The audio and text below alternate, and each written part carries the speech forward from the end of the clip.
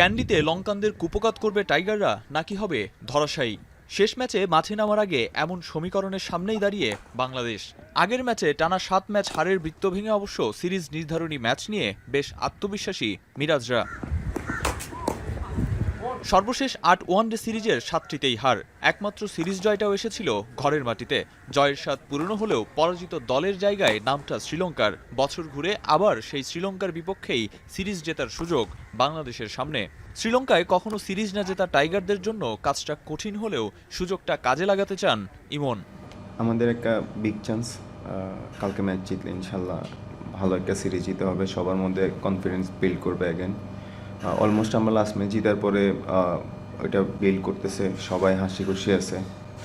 So ইনশাল্লাহ আমরা চেষ্টা করবো আমাদের কালকে ম্যাচটা জিতার। সো আমরা আমাদের বেস্টটা এখানে ট্রাই করবো। ক্যান্ডিতে এর আগে মাত্র ২টি ওয়ানডে খেলেছে বাংলাদেশ। জয় পরাজয়ের হার যেখানে 50-50। তবে সাকিব রিয়াদদের মতো সিনিয়রদের বিদায়ের পর তুলনামূলক অনভিজ্ঞ টাইগারদের জন্য সিরিজ জেতার কাজটা কঠিন। তবে দ্বিতীয় ওয়ানডেতে তানজিম সাকিব, তানভীর ইসলামরা লড়াইয়ের যে মানসিকতা দেখিয়েছে সেটা ধরে রাখতে পারলে শ্রীলঙ্কার মাটিতে প্রথম সিরিজ জয়টা খুবই সম্ভব। আরিফুল ইসলাম সাহাব, এখন।